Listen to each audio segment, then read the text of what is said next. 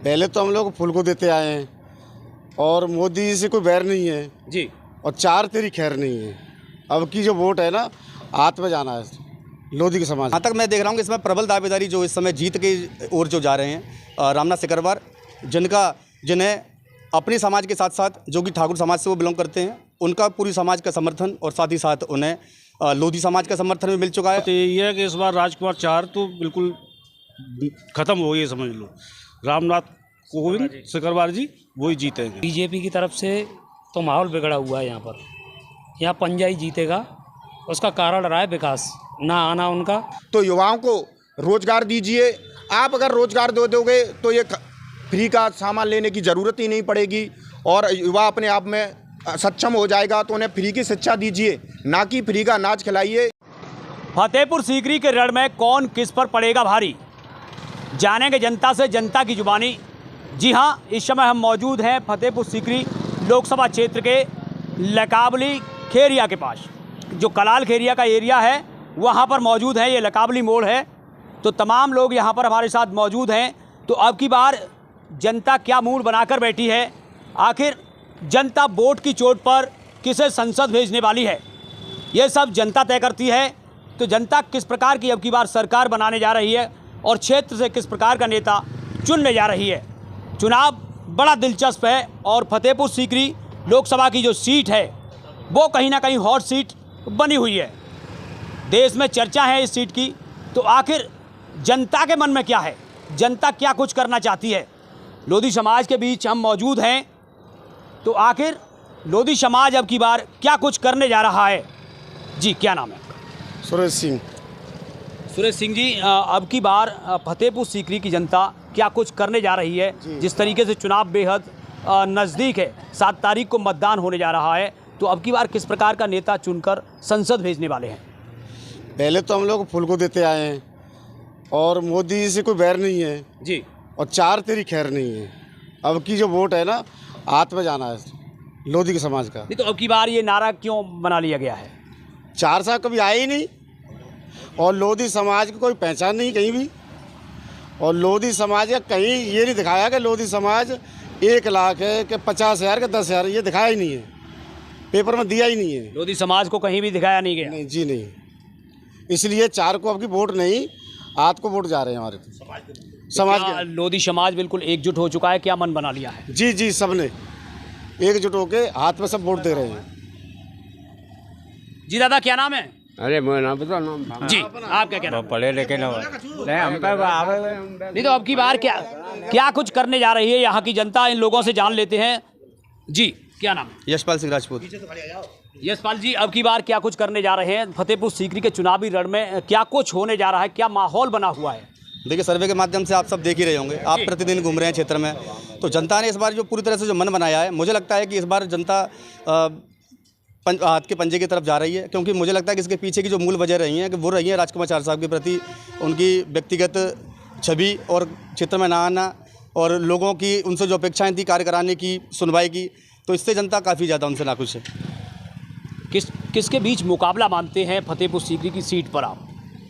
जहाँ तक मैं देख रहा हूँ कि इसमें प्रबल दावेदारी जो इस समय जीत के ओर जो जा रहे हैं रामनाथ सिकरवार, जिन्हें अपने समाज के साथ साथ जो कि ठाकुर समाज से वो बिलोंग करते हैं, उनका पूरी समाज का समर्थन और साथ ही साथ उन्हें लोधी समाज का समर्थन भी मिल चुका है। और मैं अधिकतर देख रहा हूँ कि फतेहपुर सीकरी पर, चाहे आप बागी बात कर लें, चाहे आप फतेहपुर सीकरी भी क्षेत्र की बात कर लें, सभी क्षेत्रों पर रामनाथ सिकरवार जी का एक तरफ से जन सैलाब उमड़ रहा है। लोग खुद प्रत्याशी बनकर के उनके लिए प्रचार प्रसार कर रहे हैं।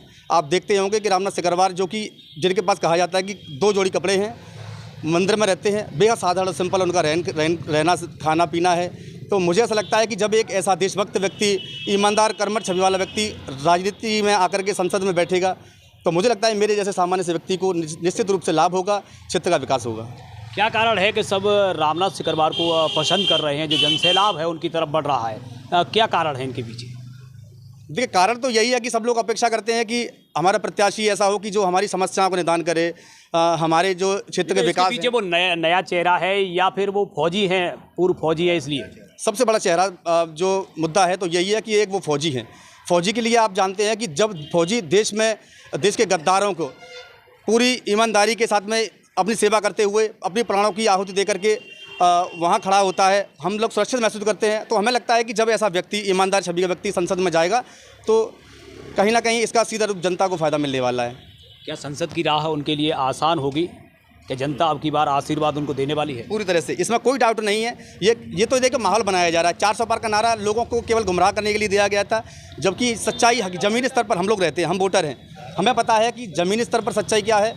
ज़मीनी स्तर पर सच्चाई ये है कि जितने भी गठबंधन के प्रत्याशी हैं, मुझे नहीं लगता कि आगे की स्थिति क्या है, लेकिन फतेहपुर सीकरी की जो स्थिति है, जनता ने जो मन बनाया है वो ये है कि राजकुमार चाहर के विरोध में जाकर के उनको सबक सिखाना है कि कार्य किस तरह से होते हैं। जनता जब उन्हें जिताना जानती है तो उन्हें गिराना भी जानती है, और इस बार जनता ने मन बना लिया है उनको गिराने का, तो दुनिया की कोई पावर नहीं है कि उनको जिता दे। जी, इनका यही कहना है कि जनता ने मन बना लिया है और जनता बिठाना जानती है तो गिराना भी जानती है। जी, क्या नाम है? राम गोपाल सिंह। आपका क्या मत है? हमारा मत यही है कि इस बार राजकुमार चाहर तो बिल्कुल ख़त्म हो, ये समझ लो। रामनाथ कोविंद सिकरवार जी वही जीतेंगे। तो भाजपा तो कह रही है हम विकास के मुद्दों को लेकर आगे बढ़ रहे हैं, लगातार ज़मीनी स्तर पर जो विकास कराया है उनसे कहीं ना कहीं हम जनता के बीच पहुंच रहे हैं। राजकुमार चाहर 5 साल में एक दिन शकल दिखाने नहीं आए परिक्षेत्र में, तो कहाँ विकास है? इसे विकास कहते हैं?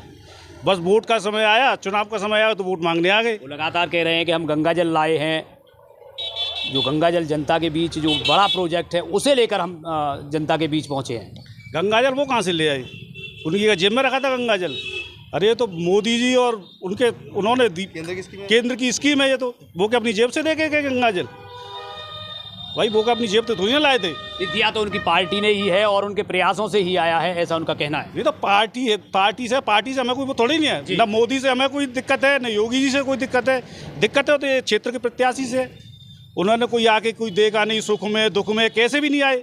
5 साल में कोई शकल नहीं दिखाई उन्होंने, तो कहाँ कैसे दिया जाए वोट? उनका ऐसा मानना है कि पहले करीब 5 लाख मतों से वो यहाँ से विजयी होकर संसद पहुँचे थे, अब की बार करीब 7 लाख वोटों से जीतने का दावा कर रहे हैं। अगली बार 70,000 भी ले आए वो भी बहुत है उनके लिए। 70,000 भी ले आए ना, वो भी बहुत है उनके लिए।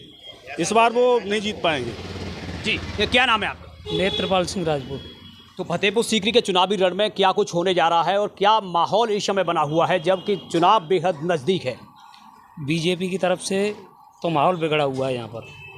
यहाँ पंजा ही जीतेगा, उसका कारण रहा है विकास ना आना उनका, यही कारण है। यहाँ हमारे यहाँ नहीं है, 10-15 गांव लोधियों के कहीं कोई गिनती नहीं है उनकी, ना कोई सुनता है ना कोई कुछ होता है।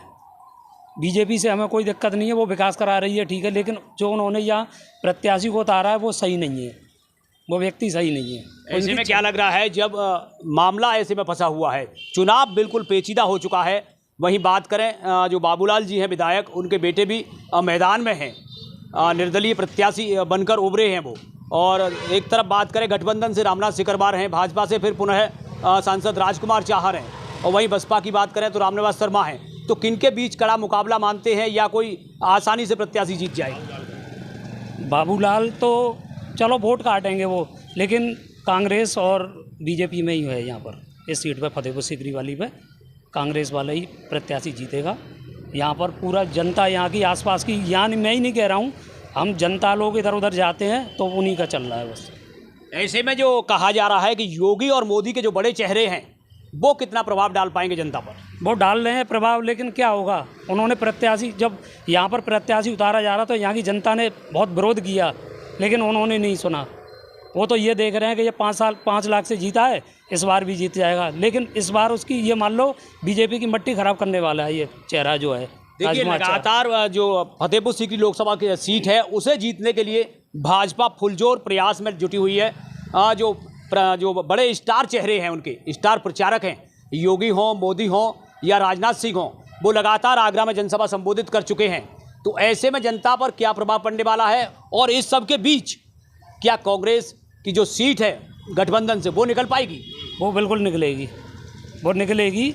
अब कोई भी चेहरा आ जाए, इससे पहले विरोध हुए हैं तब कोई नहीं आया था, अब योगी मोदी जी हैं, आने से क्या होगा, लेकिन राजकुमार चाहर नहीं आए यहाँ पर आज तक, ना तो किसी के भले में आए ना किसी के बुरे में आए। इलेक्शन आया है तब आए हैं, फिर भी कभी कभार आते तो ये कह जाते तुम देखो वोट कहाँ देंगे, लोधियों की कोई गिनती नहीं है कहीं पर। आखिर क्या है, क्या ऐसे में जो जनता है वो क्या प्रत्याशियों के चेहरे देख रही है या फिर पार्टी का चेहरा देख रही है? वो विकास देख रही है। यहाँ पर आज तक, इससे पहले भी विधायक हुए हैं, वो आज तक हमारे कलाल खेरिया में एक ईंट एक रुपये का काम नहीं हुआ है। पार्टी से कोई काम नहीं हुआ हमारे यहाँ। तो अभी ये लोकसभा का चुनाव है, संसदीय का चुनाव है, इसमें क्या कुछ देख पा रहे हैं आप? अब यहाँ कुछ नहीं देख पा रहे हैं। ये मान लो पंजा जीतेगा यहाँ पर। पंजा? बिल्कुल। तो इनका तो साफ यही कहना है कि यहाँ से पंजाबाजी मारने वाला है। लेकिन युवाओं की सोच क्या है, युवा क्या कुछ अब की बार उनका नज़रिया है, चुनाव को किस तरीके से वो देख रहे हैं? कहते हैं कि युवा जिधर मुड़ जाते हैं उधर सरकारें बन जाती हैं, तो अब की बार युवा क्या कुछ करने वाले हैं? जी, क्या नाम है? जी, मेरा नाम पुष्पेंद्र है। मैं गांव कलाल खिरिया का रहने वाला हूं। इस बार फतेहपुर सीकरी लोकसभा के चुनाव में फौजी बाबा को पूर्ण बहुमत से जीत करके लोकसभा भेजने का काम करेंगे फतेहपुर सीकरी लोकसभा से, क्योंकि हम चेहरा नहीं, आप सभी लोग, मैंने देखा है कि न्यूज़ में जहाँ सर्वे कर रहे हैं कि योगी और मोदी से करने से कुछ नहीं होगा। और हमें अपना प्रत्याशी ऐसा देखना है कि जो हमारे साथ चले, हमारे साथ रहे। योगी मोदी तो बैठे हैं विधानसभा लखनऊ में और योगी जी बैठ जाते हैं दिल्ली, मोदी जी बैठ जाते हैं दिल्ली में। ऐसे काम नहीं चलता। हमें प्रत्याशी ऐसा चाहिए जो कि हमारे सुख दुख में शामिल हो और हमारे हर विकास में भी काम करे। मैंने देखा है कि भारतीय जनता पार्टी ये 5 किलो गेहूं और 2 किलो चीनी दे करके जीवन ज्ञापन नहीं होगा। अगर आपको ज्ञापन ही कराना है, जनता का विकास कराना है, तो युवाओं को रोज़गार दीजिए। आप अगर रोज़गार दे दोगे तो ये फ्री का सामान लेने की ज़रूरत ही नहीं पड़ेगी और युवा अपने आप में सक्षम हो जाएगा। तो उन्हें फ्री की शिक्षा दीजिए, ना कि फ्री का अनाज खिलाइए। ये फ्री का अनाज खिलाते खिलाते जनता बेरोजगार होती चली जाएगी और एक दिन ऐसी स्थिति आ जाएगी कि जनता रोड पर आकर अपने बच्चों का भविष्य खराब कर लेगी। तो युवा अब की बार क्या सोच रहे हैं? युवाओं के लिए किस प्रकार का रोजगार होना चाहिए? किससे उम्मीद लगाकर आप अब की बार वोटिंग करने वाले हैं? अब की बार शायद गठबंधन की सरकार है।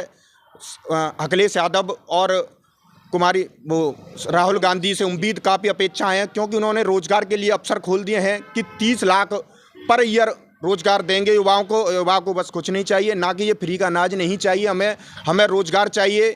हम रोजगार के ऊपर ही वोटिंग करेंगे। इस बार फतेहपुर सीकरी विधानसभा से लोकसभा से रामनाथ सिकरवार बहुत अच्छे खासे मतों से विजयी होकर के लोकसभा भेजेंगे सभी। ऐसे में भारतीय जनता पार्टी तो दावा कर रही है कि वो 400 पार जाएगी और कहीं ना कहीं जो राजकुमार चाह रहे हैं भाजपा प्रत्याशी, तो वो ऐसे में दावा कर रहे हैं कि 7 लाख मतों के साथ जीतेंगे अब की बार। तो वो दावा कर रहे हैं, तो 400 पार अगर भारतीय जनता पार्टी की सीटें हैं तो एक लोकसभा में उनको क्या ज़रूरत पड़ रही है कि बार बार योगी जी को, राजनाथ जी को आना पड़ रहा है? अगर वो माफ़ी मांग रहे हैं, ऐसी स्थिति है तो 400 पार है तो आप बैठिए। आपकी 400 पार क्या, मैं बताता हूँ, 400 पे भी गोला लग के 40 सीटें आएंगी मात्र और सिमट जाएंगी वो। ऐसे में जब राजनाथ सिंह ने सभा की कल, मैं आपको बता दूं जरार में, वहाँ उन्होंने क्षत्रियों को एकजुट करने का प्रयास किया है। क्या लग रहा है इस सभा से कितना बड़ा प्रभाव पड़ने वाला है? कोई प्रभाव नहीं पड़ेगा। उनके चेहरे पर ये भीड़ देखी जाती है। अब की बार सभी युवाओं ने और बेरोजगार के जितने भी बैठे हुए हैं और बुजुर्गों ने, सब ने ठान रखा है, अपने अंदर रखा हुआ है वोट को ईवीएम मशीन से दबाएंगे तो कांग्रेस का पंजे पर हाथ दबाते चले जाएंगे और उनको देखते रह जाएंगे कि 7 लाख वोटों से जीत रहे हैं तो बार बार सभा करने की ज़रूरत नहीं पड़ती इतनी बड़ी लोकसभा सीट पर। यही वजह है कि लोकसभा सीट पर उन्हें बार बार वो सभा करने की ज़रूरत पड़ रही है और क्षेत्रीय विधायक पहुंच नहीं रहे हैं। देख लीजिए, इसका जायजा भी यही है, क्षेत्रीय विधायक उनका साथ नहीं दे रहे हैं। तो उन्हें भी पता है इस बार उनके क्षेत्रीय विधायक के बेटे भी निर्दलीय प्रत्याशी के रूप में रामेश्वर चौधरी चुनाव लड़ चुके हैं और मैंने आज देखा है अभी न्यूज़ पर कि रामेश्वर चौधरी को पार्टी से भी निष्कासित कर दिया गया है भारतीय जनता पार्टी के द्वारा। क्या लगता है बदलाव हो पाएगा? जी निश्चित है, अब की बार बदलाव होगा और लोकसभा में अब की बार फतेहपुर सीकरी से कांग्रेस और सपा गठबंधन के प्रत्याशी रामनाथ सिकरवार जी काफ़ी अच्छे मतों से विजयी होकर के जाएंगे। बदलाव की मांग क्यों? क्योंकि फतेहपुर सीकरी के सांसद जी हैं, कभी भी किसी के दुख सुख में साथ आए नहीं हैं, ना कि उन्होंने देखा है क्षेत्र का विकास। वो कह रहे हैं, बार बार मैं देख रहा हूँ न्यूज़ों पर कि मैं अब की बार कम आया हूँ, अब की बार ज़्यादा आ जाऊँगा। क्या एक बार करने से ऐसा कुछ नहीं होता कि बार बार उन्हें आने की अब ज़रूरत पड़ेगी। अब की बार जनता ही उन्हें खुद विदा कर देगी। तो जनता ने यहाँ पर अपना मत स्पष्ट कर दिया है और भी तमाम लोग यहाँ पर मौजूद होंगे हमारे साथ, उनसे जान लेते हैं कि आखिर अब की बार क्या कुछ होने वाला है। जो फतेहपुर सीकरी का रण है वो मैदान बिल्कुल सज चुका है और लगातार लोग तैयार हैं। ऐसे में मतदान बेहद नज़दीक है। क्या कुछ करने जा रहे हैं अब की बार जो मतदान होने जा रहा है? 7 तारीख को मतदान होना है। अब की बार बीजेपी को ना वोट देकर अब की बार कांग्रेस पे वोट देना है, बस यही है। तो भाजपा तो कह रही है लगातार हम विकास करा रहे हैं, विकास के मुद्दों को लेकर आगे बढ़ रहे हैं, तो ऐसे में कितना प्रभाव पड़ने वाला है जनता पर? कोई विकास नहीं हो रहा है, कहीं पे भी देख लो। अपने जो राजपूत लोग यहाँ किसी भी गांव में चले जाओ, कोई विकास नहीं हो रहा है, बस यही है। तो उनका साफ यही कहना है कि जो विकास कार्य हुए हैं उनसे वो नाखुश हैं। उनका ये कहना है कि कहीं विकास कार्य हुए ही नहीं है। जो सांसद राजकुमार चाहर रहे वो जनता के बीच नहीं पहुँचे, जनता ने अपना मत स्पष्ट कर दिया है। उनका साफ कहना है कि अब की बार जो गठबंधन प्रत्याशी हैं वो यहाँ से फतेहपुर सीकरी से बाजी मारने वाले हैं। लेकिन आने वाला वक्त बताएगा, जब 4 जून को परिणाम आएंगे, आखिर जनता वोट की चोट पर किसे संसद भेजेगी ये वक्त तय करेगा। Vikram Singh, news express, Agra.